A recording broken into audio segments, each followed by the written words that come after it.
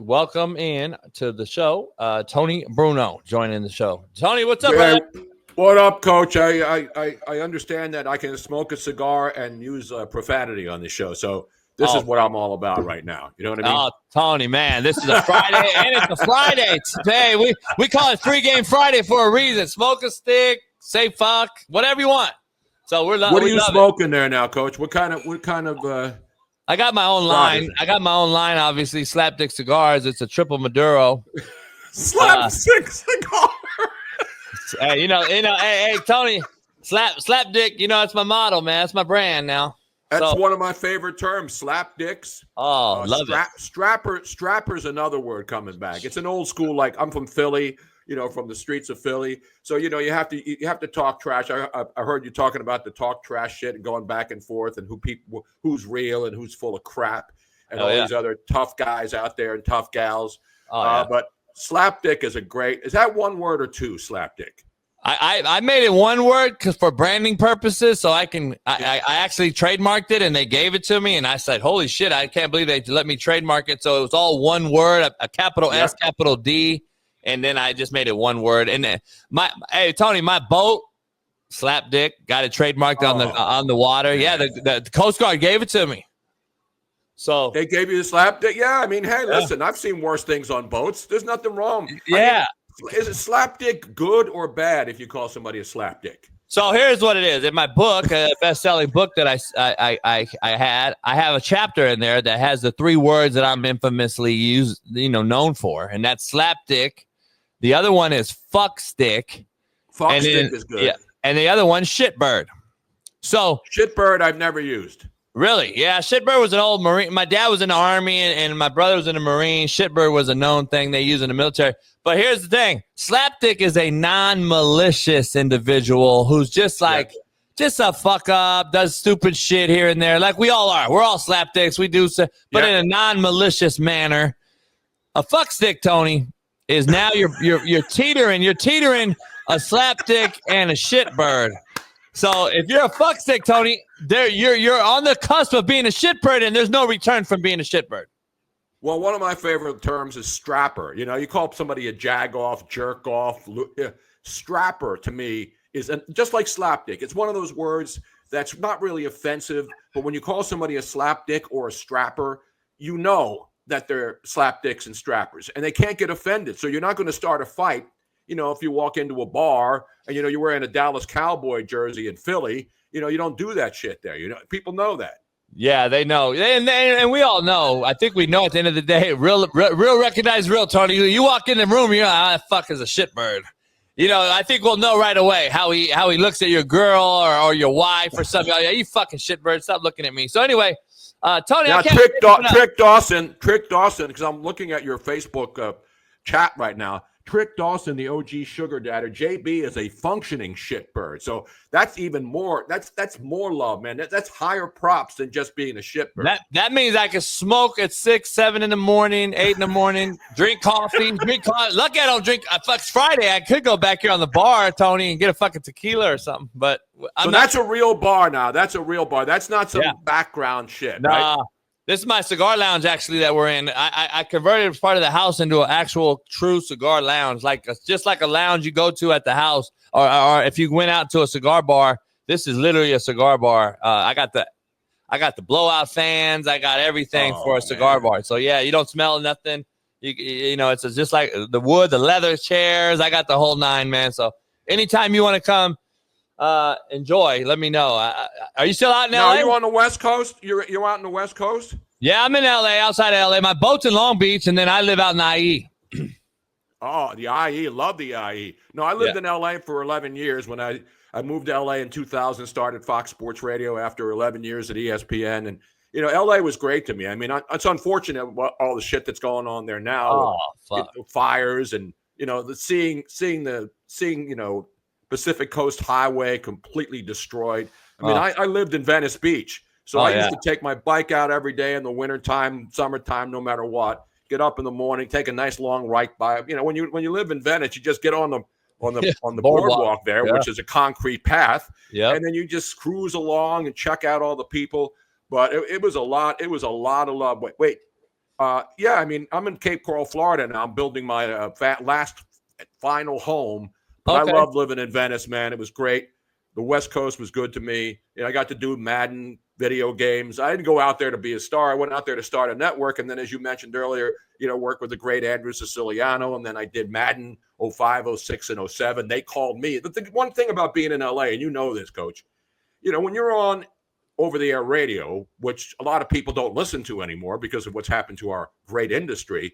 Yeah. Producers in LA are lazy. They get up in the morning after a night of coke and banging hookers and sniffing off the glass coffee tables in their apartments up there in Hollywood Hills. You know what I mean? And they're up there doing their thing, and they wake up in the morning and they say, I got this new thing. I got to find somebody to do it. Most of the great game show hosts and talk show hosts were doing radio in Los Angeles in the morning and were discovered by producers who would wake up in a high and then say, I got this dating game. I got to find somebody. And they would call Bob Eubanks. All the legendary talk show hosts who became game show hosts were DJs in LA. A lot of people don't know that. No doubt. They were. And I remember you here, man, for all those years. And I was like, man, what has happened to the sports world?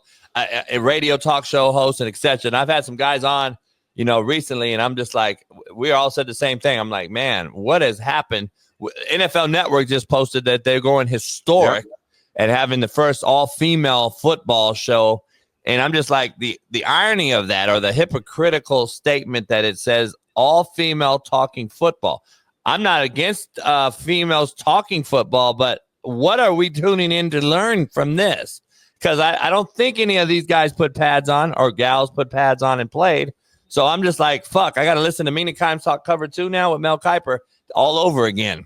I can't do it. I can't do it. Now, listen, Coach, I don't have a problem with women in sports. I'll say this about women in sports. We talked about it. Remember back in the day when the first woman went into a Boston locker room and made history, because she went in there and the guys were standing around naked. So we've come a long way since those days. And the one thing I'll say about women in sports now, you see them on the sidelines, you see them hosting sports shows. The one thing about sports, and you know this, you can't fake it. If you're a woman and just because you're good looking and you don't know what you're talking about, or you don't have any credibility, people will call you out. And what's going on at the NFL Network, because I used to live right next to it down in Venice, is, they're transitioning. That's why Rich Eisen's going to leave there and he's going to go to ESPN. So the NFL Network and Good Morning Football are going to be basically internet shows or apps. So you're not going to turn it on. I'll say this about a few of the women there. I'd rather watch them than Mike Greenberg on in the morning on Get Up, Get Down, whatever the hell that show is called. You know what I'm saying? It's bad over there now, huh? I do a show every day after this with Shaun Salisbury, and I know you guys are probably my boy, together. Yeah, Shaun Salisbury's my boy. You give him I haven't talked to him in a while. He's still in Houston. I love Shaun. We go way, way back. Yeah, he's fucking out here playing Pebble Beach right now, fucker. Is he really? Yeah. So we're back on his show today for the first time all week because he's been on the road. He's been out in Scottsdale on vacation. He's been on 3-week vacation. So he's still doing iHeart in Houston, and he does his show. But we know what he does best though, Coach. He knows quarterbacks and he works with young quarterbacks. Yep. And the guy is one of the best human beings you'll ever meet. Nah, no doubt. And him and I did a Sunday football show, pregame show for the last couple years on our YouTube channel. We just did it for a while. It never caught huge traction, but we're thinking about it this year as well. Like, we got to get you on there. We got to make football talking great again, man. Shit. But now we can't have a feud though. We can't have I heard you earlier because I've been listening and watching the show. I heard you earlier talking about Trump and Elon Musk and all this other stuff. By the way, people talk about Greenberg. The original ESPN morning show was me and Mike Golick. Did you know that? It was the Golick morning show. Yeah. Because I was there doing weekends when we started ESPN in 1992, and it was just a weekend show. So, Shaun Salisbury, another ESPN alum, many great people who work there. And I'm not saying ESPN is, but the days of having all these stars, and I wasn't a star. I was a local guy in Philly doing sports talk. And they called me and asked me if I wanted to do ESPN radio, and I was fortunate. I mean, it was a great opportunity for me because back then in the 90s, we didn't have the internet. When you wanted a sports score, you would have to call Sportsline on your phone to find out what the score was in the second inning of a game that you laid minus 200 on, No So doubt. world changed. There was no internet. We didn't take any phone calls. There was no chat lines. There was no YouTube. None of that stuff. And that's 92. And for a lot of people, that's a long time ago. But for me, it seems like yesterday. So the world has changed. Radio, and listen, I'm not going to hate on radio. I mean, without radio, I don't have a career. But I started back in the early days in the 70s. You worked overnight for seven years before they'd even put you on in a morning show or an afternoon show. So I'm not saying the good thing about the industry today is there's a lot of opportunity for men and women, podcasts. Anybody can do a podcast now, and everybody pretty much has a podcast. But the way we absorb information, everybody knows the score from last night. So you're not going to telling them what the score is. That's why That's why TV sportscasters. Remember, they used to get like 15 minutes at the end of the show. Now they give the TV sports guy like a minute and tell him to get the hell out so he can bring on the hot weather chick. I mean, that's what's happened to the industry. Whether it's radio, television, newspapers have gone to shit. I mean, nobody can trust getting information from people who just give you their slant on what we already know are facts. So if you want facts, you can get them yourself. If you want opinions, you can get them from every side. And so that's the thing about doing this. And I do my own podcast. I'm not going to condemn radio because people are still working it and trying to make a living about it. But the bottom line is it's not the same. Everybody who works there has to walk on pins and needles. The bosses are just trying to save their jobs before they get fired and have to find another line of work. So it's a messed up industry. But the bottom line is if you want to do radio, TV, whatever, you can still do it. But if you think you're going to be making $1 million a year doing a sports talk show in the morning, those days are long gone. And they because I had JT on the brick, JT, I'm sure. That's my boy, too. I work with JT. I pretty much have worked with everybody who's ever done radio, Coach. I know. I know you have. I'm like, and we were saying the same shit. Like, there's no more breaking news, to your point, shows. So there's, unless you do, like, some guys will be like, they'll tweet out, emergency podcast going up right now to talk Trump Elon beef. That's what you see now on Twitter. Well, you already saw the breaking news. There's no more going to the show for breaking news. So like you said, internet is this thing right here, Tony, has trumped everything, man. So yes, the cell phone and social media, I don't know, but anyway, let's dive into sports. What'd you take last night? Game 1, the NBA. I don't know what your take is on the NBA. I think it's become total shit. I don't understand what they're trying to do there between the All-Star game, the play-in, and all the other shit they do. Load management, and then they bitch about playing back-to-back games and all this other shit is mind-boggling. I mean, listen, I grew up in Philly back in the 60s with the great 76ers teams, Dr. J, Charles Barkley, Allen Iverson. So, Philly's a great basketball town, college and pro, and the Sixers have been up and down over their years, but, they're a mess right now. They're trying to get their shit together. Look at the Knicks. They fire their coach who won 3 consecutive years. But the NBA, unfortunately, because of the whole LeBron thing, see, I'm one of those guys, I don't hate LeBron James. I don't know LeBron James. But the whole hype thing, and that's what ESPN does. When they have, for example, when ESPN had hockey when I was there, they were doing hockey. Then when they lost hockey, they stopped talking about hockey. So you either talk about all sports if you're a sports network. Now you have to talk about the networks that you have contracts with. And that's what the problem is with sports. They have this. What is this? This NFL, the new thing that nobody watches with these teams all in the South. Not that there's anything wrong with that. You know what I'm saying? So The problem is the NBA is all about hype. There's great players. Don't get me wrong. The NBA, for the first time in history, has access to the entire world. It's like hockey. You get guys from all over the world. The best players, they want to play in the NHL. The best basketball players want to play in the NBA. Football now has some international flair, but the fact that the NBA has so many players from all over the world, and you only need 15 guys on each team, and you still can't put competitive teams on the floor with the pool of talent that you have from the world, and so many international players are now the best players in the NBA. So the NBA gets the best players. There's just not enough of them. And now that you saw Adam Silver saying, we're not thinking about expanding anymore. No shit. Yeah. And, here's the bigger question, Coach, and I know you know this. When we talk about when New York teams are both, like the Nets and the Yankees are in the World Series, a lot of people will watch it. But if it's like Oklahoma City, small market, right?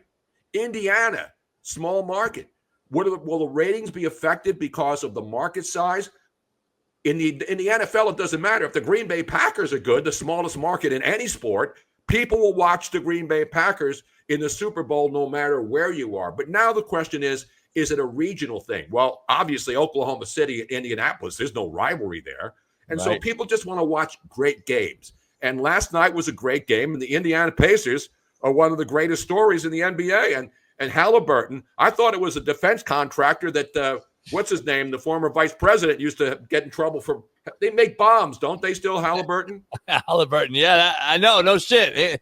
Early in his career, he's throwing up bricks like one too, and now he's hitting every game winner there is, and now he's like Kobe Bryant around here. It's like holy shit. Here's my question to you. And not only basketball, but professional sports mentality of these players who I believe are overpaid and underdeliver. The greatest athletes we've ever seen, probably football and basketball and baseball. But to me, they're overpaid and underdeliver at the end of the day still because the fundamentals and everything has gone out the window from Pop Warner youth football to basketball, AAU. All the shit we do now is all for these cell phones and clicks and likes, 7-on-7. Street agents are now involved. Now we add NIL to that shit and money grabs. And now you got a whole basket of shit that we don't know what's going to end up come out of it. I got to say, they were down 20 damn near this whole game again, just like they've always been. All the teams in the playoffs have been down, and then they win at the end because this other team couldn't put their fucking foot on their neck. I call that a failure again.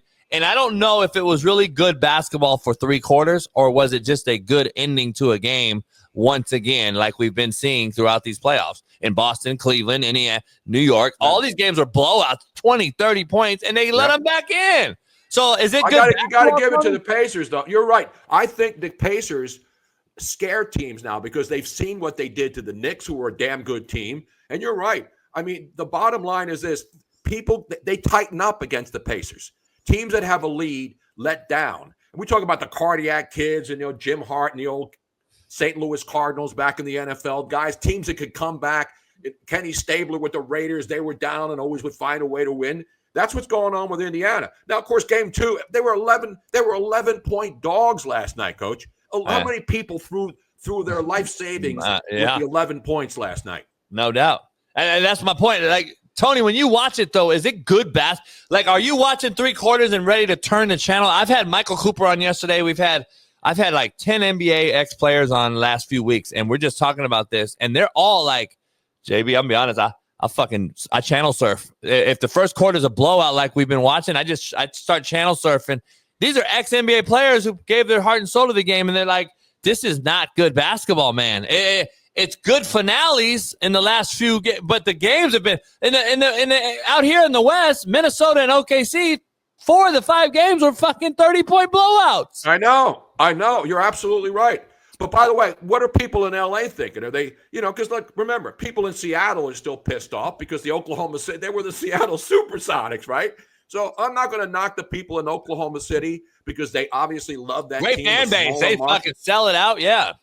Absolutely. Like the Kings in Sacramento, people go see them, but if they're bad, nobody's showing up. Is anybody showing up to watch the Sacramento Kings if they suck? No. Absolutely not. Oakland A's, Miami Marlins, right there by you. Look at what the Marlins had 180 people show up to a Major League Baseball game the other day. And they got swept by the team that the Rockies. The Rockies are now the only sane thing in the state of Colorado, man. They swept the Marlins before dozens of people in Miami. Miami is one of those towns. Listen, I love Florida, but Miami is the most fair weather town. The only team in Miami worse than LA, Tony? Oh, yeah, absolutely. Really? Because LA has a lot of teams to choose from. LA, you got the Clippers and the Lakers, and now that they have Kings. 2 football teams again, you pick it like New York. New York's got a American League, National League. And now LA, the Angels are messed up. We're seeing one of the great players in his final years, Mike. What's his name? Mike Trout, the Jersey guy. Mike Trout's not the same guy. He's still a great player. But the Dodgers are a super team. It's all about super teams. And when you're New York and you're LA and all these other, Midwest teams that are trying to compete, Baseball's becoming like the NBA and the NFL. You get the best players in the biggest markets because they all want to play on these super teams. That's what happened to the Eagles in Philly. Great players who hadn't won a ring become available, and then Howie Roseman's done a great job in drafting and filling in pieces, and they become a dynamic team. But all those guys on that Eagles Super Bowl team of just a couple of months ago, they moved on. So now the question is you reload again. But you're always going to find guys, and you know this better than I do, Coach.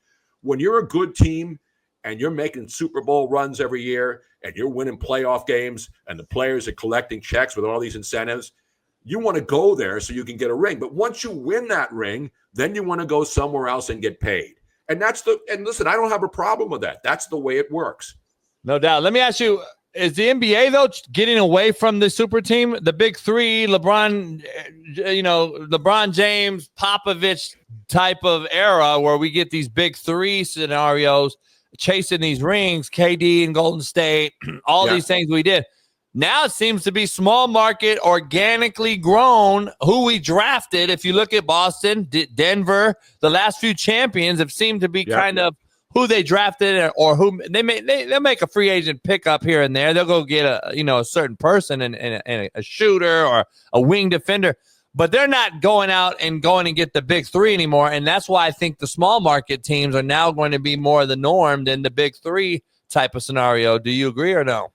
I agree, but now looking what's going on, Giannis may move, and so what happens when you get a superstar player, and the Pelicans have been one of the great disappointments. They draft a stud, and then the guy, now you got the situation underdeliver.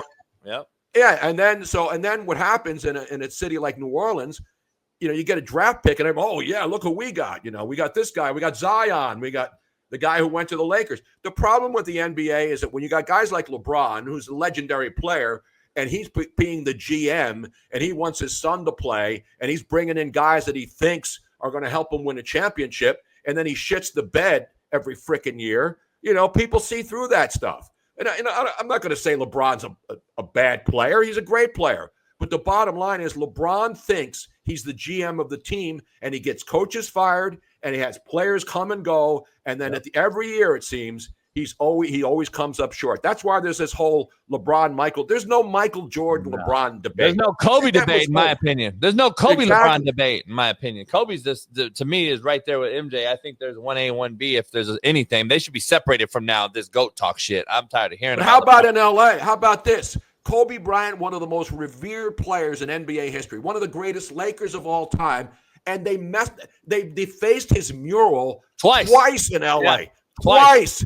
How do you deface a Kobe Bryant mural in Los Angeles when he's the guy who was really the man that helped the Lakers win those championships and become the team when it was Shaq and Kobe and all the other mixed players in there who would go in and bring championships? And these people in LA are defacing Kobe Bryant murals? What the fuck was that about? Tony, the same reason they defaced Tesla and the fucking cars and all the same shit. They all have some sort of belief in something else, and they're going to shit on your fucking other. It's a shame, man, to see. I don't give a fuck about your political affiliation or whatever, but let's be honest. There's no way in shape or form that you can sit up here and tell me that who's doing this isn't some weirdo fuck who's out here trying to just prove a point to something for some reason other than Kobe Bryant, basketball, and the Lakers. It's always some other bullshit ploy to say, oh, we're protesting. They're going to shut the mural. This is a joke. And then who was it that paid to clean it up? Luka.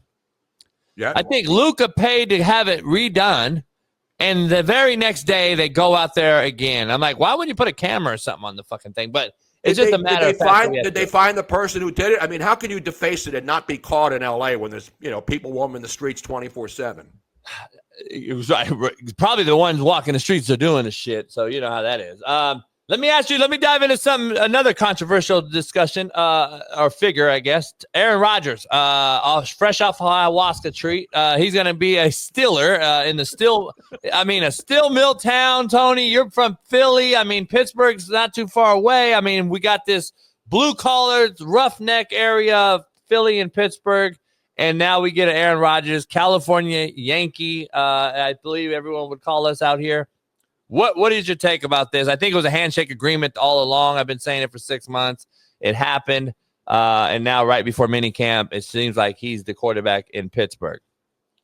Well, the interesting thing is all these people who said he wasn't going there, and then, a lot of talking heads. Listen, talking heads have opinions. They got to rile people up. And it's funny when you see the same people get it wrong every single time. There's no way Aaron Rodgers is going to Pittsburgh. And, of course, he didn't show up for Bradshaw got pissed. Bradshaw got pissed. But Ryan Clark is my favorite. Ryan Clark saying, why? What's he going to do there? Right. What's he going to do there? Right. Come on, man. Fuck. Are you going to go Mason Rudolph? Mason Rudolph's okay, but, Yeah. what happened? And by the way, Mike Tomlin, is still the coach. He's still helping them make decisions. Right now, look what they've lost. Look at all the players at the Steelers, but they still bring guys in. But the question is are the Steelers a Super Bowl team? Were they a Super Bowl team the last couple of years? No. Do they surprise people when people don't think they're going to be any good? Does Mike Tomlin always find a way to make the playoffs? Yes.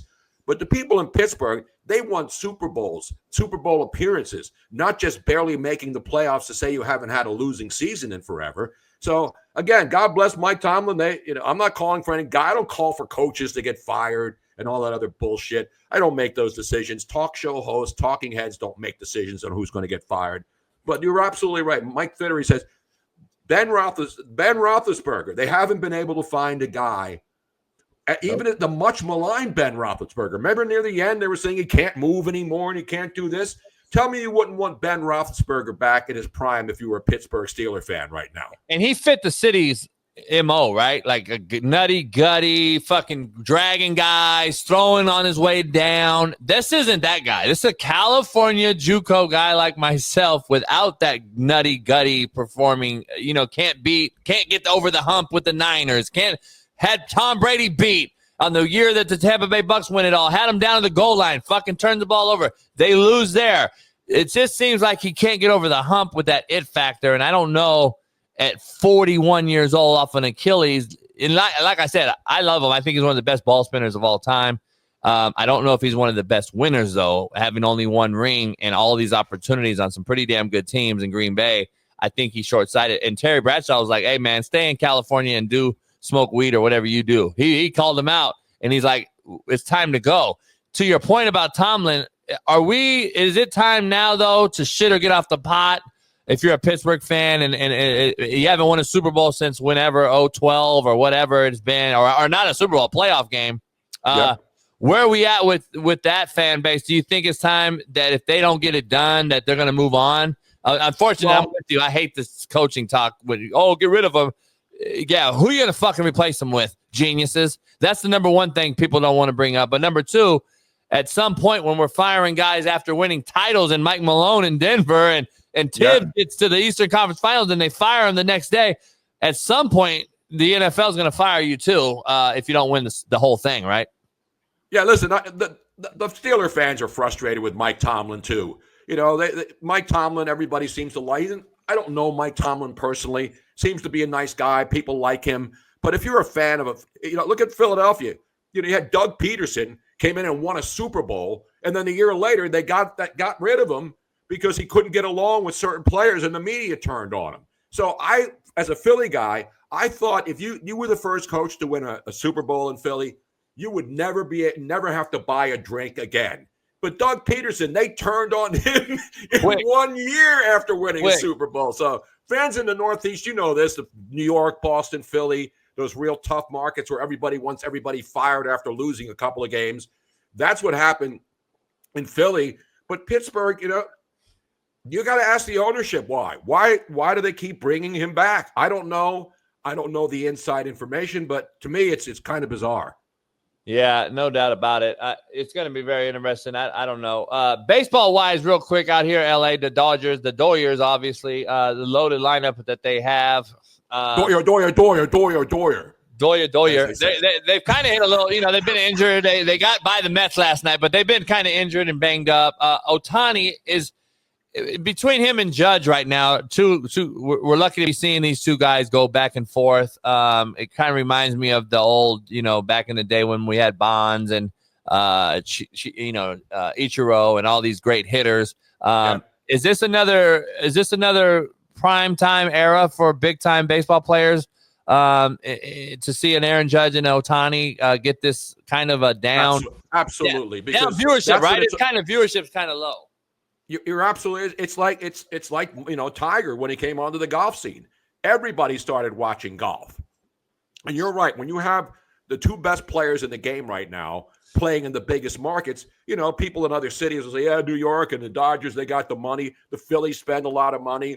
They gotten close, but choked a couple of times and blew leads." And so there's pressure when you're a big market team and you're spending a lot of money. But if you have the money to spend and you're allowed to do it, why wouldn't you do it? But the whole thing about super teams, that's cool. That was cool back in the day. But Coach, can you hear me? Yeah, I got you. Phone now. I don't know what happened. Today's the first nice day where there's no rain and thunderstorms because it's June here. You know how Florida is. It's beautiful from November to May, and then we get into the rainy season, the hurricane season. So I just kept talking, and all of a sudden, people said, "Oh, you froze." So Miss Robin, my fiance, she's smart. She just went to my phone and fired up my 5G T-Mobile. So now I'm back here on a web stream. That's how important it is to get back on the show so we can finish this conversation. I can't thank you enough, man. And I won't hold you. I had a last thing for you. I wanted to talk to you about some hockey. I know you're a hockey guy. Let me ask you, game 2 tonight, Florida-Edmonton. Edmonton stole one in OT. I thought it was going to double OT, and they score Draisaitl, Connor McDavid, unbelievable combo there. And now you're in Florida, your home state now, team that's been there 3 years in a row. Some unprecedented stuff. Do the Panthers bounce back tonight? Well, they better bounce back tonight. Listen, Florida's been a great story. I mean, it's amazing when you think of hockey, right? Florida, between the Tampa Bay Lightning and the Panthers, this has been grounds ever since I moved here. All the Florida teams are now winning Stanley Cups. So I'm the good luck charm. I hadn't helped the Flyers hadn't won a cup since '75, and I was there in Buffalo the last time they won in 1975. So these teams have long run, and the Edmonton Oilers a long way back from the great days of Messier and Gretzky and those guys. But Florida's been amazing. But I don't know. The good thing about hockey is there've been some blowouts in the NBA games, but when it's a game, when it's a deciding game, it's hard to bet against the Florida Panthers. But right now, I don't know what we're going to see tonight. So I'm not touching this game. I'm not, here in Florida, I only could bet on the Hard Rock app because we're not, we don't have the other, because and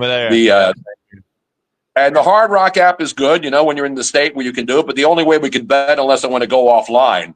Now, can I go out of the country with BetUS?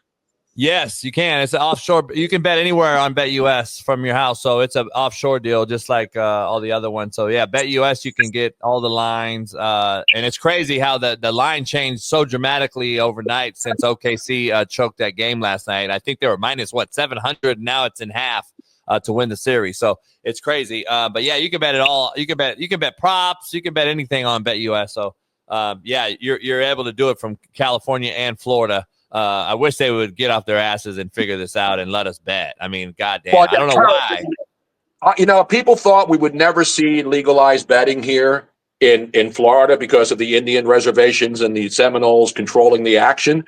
But give it up to Ron DeSantis and the people here who made the deal to make that happen. Because, again, people want to bet. How many people in Florida? How about L.A. not being able to bet? I mean, it's insane.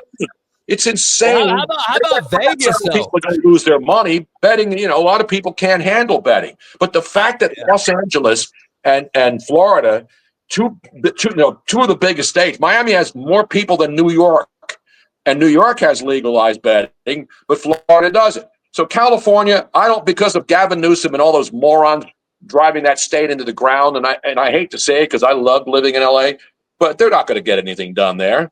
Because the state gets all the money. The state doesn't want to do any deals where they have to split the revenue. Gavin Newsom, I don't know how do you people vote for people like Gavin Newsom and Karen Bass, what they've done state of California and the city of Los Angeles. Tony, this is the ironic part of it. This state is redder than people want to admit because all the fraud that goes on here and all the fucking demonic shit we see from Newsom and these people, they don't want to admit this state's redder than a lot of people think. And it's turning even more red, and they're scared as shit here for the first time, I think, in California. Up and down that coastline, it's becoming a lot more red than people think. And I don't know if they want to grasp that concept, and they're going to continue to cheat their asses off to keep the fucking Karen Basses and these people in charge. And it's crazy, man. What blows my mind is why are we still voting for these folks, and why haven't they been taken out of fucking politics? I don't get it. But because Gavin Newsom wants to be the president. And the thing that's funny to me on Twitter, because I'm not a far right guy, I'm a common sense guy. I've been shooting straight for 50 plus years in this business, way before people cared about Republicans and Democrats, when they just worried about, having their kids go to good schools, worried about being safe at home, all that other shit. Back when your kids would go to the mall and you'd give them a quarter to put a quarter in the payphone so you can call and get picked up. I'm old school. I'm an old dude. I'm going to be 73 next week. So, but I'm not old and dumb. I'm not woke. I'm not far right. I don't hate Democrats. I was a Democrat all my life. You grow up in Philly, you're a Democrat. Yep. You grow up in Chicago, you're a Democrat. You grow up in these big cities, everybody's a Democrat. But then when it comes time to vote, and then you see what these people who people elect are doing to them, I don't understand it. Chicago, Philly, Boston, LA. It's just insane that these people keep people in power who are screwing them over backwards. I don't get it. Tony, we got fucking boys out here pitching no-nos versus girls in fucking softball. We got a guy out here jumping fucking 30 triple jump, killing females in the state championships here in CIF. Like, what are we doing, man? And anyone that's okay with that ain't okay with me, because I'm like, I got a daughter. I'd be damned if you're going to fucking send out a guy with a hog out here to face my daughter. Get the fuck. It's blowing my mind. And the news media out there. They're afraid to criticize the California events, Minnesota, the dude pitching softball championships day after day after day against women. 4 days straight. Where are all the feminists who used to stand up for women's rights? Now they're letting dudes trample these women, and the LA Times and all these local newspapers and these powerful newspapers don't have the balls to call it out. That's what's sad about it too, man. Like, you're allowing where are the women at? That's the thing. You got Riley Gaines, and that's the voice I hear. I don't hear any more other women. That's the problem. Where's all the feminists? Where's Martina Navratilova? Where's what's her name? The other female tennis player who has immense. Yeah, what's her name? Yeah. I don't know, Tony. It's a wild, wild west, man. We're in a different world here, and I don't get it, but we're so brainwashed, it blows my mind. But anyway, Tony, we gotta do it again, man. I can't think enough. What'd you say? So tell me more about the boat, because you're in. See, when I had my boat, I was in Marina Del Rey, and there's a lot of sailors there. I'm in Long Beach. LBC, baby, LBC. LBC, baby, LBC. You know, I had on the show the other day I had damn what's his name on? God damn it. My San Pedro, my Pedro guy, my USC Pedro guy. Petros Papadakis. I had Pop on, yeah. Petros Pap, that's my boy Petros. Yeah, Petros was on the other day. Yep. And OP. Pedro's Hey, let me ask you something. Did you used to go to trainings a lot? Absolutely. I knew you did, because Phil told me, because I grew so I've known Phil since I was a kid, and back in the Pedro days before he moved over to Long Beach, and then so I still go see him all the time, still fucking back there cooking, and I'm just like, God damn, Phil, you're unbelievable. But anyway, his brother owns one in Pedro. He owns a spot right on the water in Pedro, like a seafood spot, pretty good restaurant there too. But yeah, Phil Training's a legendary spot, man. I knew you wouldn't go in there all the time. You and like McDonald and all them guys, huh? Oh, I was really fortunate. I work with some of the best people whether it was LA or Bristol, Connecticut or Philly or New York, all the places that I've been, even in Indy, I was there for 6 months, 1 year, and I got to meet a lot of people in the Circle City. And where's your boy today? Is he not there today? Yeah, he's flying back from Indiana. He went to Indianapolis last night. He's from Indianapolis. He got to see his sister graduate, and then got to see his awesome. Pacers win. Naptown. No, I'm happy. I'm happy for Indianapolis. Great town, great sports town. Talk about a basketball mecca. When they opened that building there and it made it look like an old school gym. I'm happy for the Pacers, man. Who would have thought a couple of years ago that this team, would get a Tyrese Halliburton, and then this guy would emerge as right now the hottest player in the world in sports. No doubt. And they called him most overrated player in the NBA just a few months ago, and now look what he's doing. I mean, he's doing some shit that's right out of Kobe's handbook. So it's crazy. It's going to be interesting to see. Free game Friday. All right, I know free game Friday. What's my free game today? Free game Friday. Man, I mean, Free Game Friday, Tony, is always, on this show, we don't know which way to go. It'll go right, left real quick and turn south. Hey, Tony, you could be a slap dick on this show today, a fuck stick, or a shitbird now. So I'll take all three. I want to go for the trifecta. I'll be a fuck stick today. Fuck stick is still one of my favorite terms, Coach. Hey, congratulations. So wait, are you getting married? It's pending. I mean, I've been engaged for a couple of years. One, I got to get my house finished. I got my house. I hope to be in my new house on the water August 1st. So we're going through the final. It's dried in. We got the sheetrock in. We got the flooring in. We got the bathrooms in. Because we have well water here, and the water sucks here in Southwest Cape Coral. So I got water filtration going in. I got the septic system in. But it's on the water. It's spectacular. I get to see the Gulf of America from my second floor patio, go out there and catch some redfish and all the other good stuff, catch some crabs right off the dock. It's wonderful, man. I'm a waterman, too. I love the water. I love boating. And that's where you got to be. You got to be in California. You got to be on the water. You do, man. Nothing wrong with lakes and people who like to fish on lakes and rivers. But I'm a saltwater guy all the way, bro.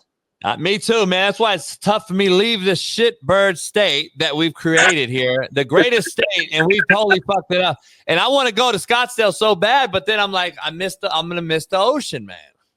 And even though the politics there's a lot of sea creatures roaming around in Scottsdale down in Old Town, man, or Mill Avenue. Mill Avenue. That's where you do your best fishing. You just throw the line out and bam, you get one of them big girls on there. Hey, short, fast, skinny, tall. I fuck them all, Tony. Come on now.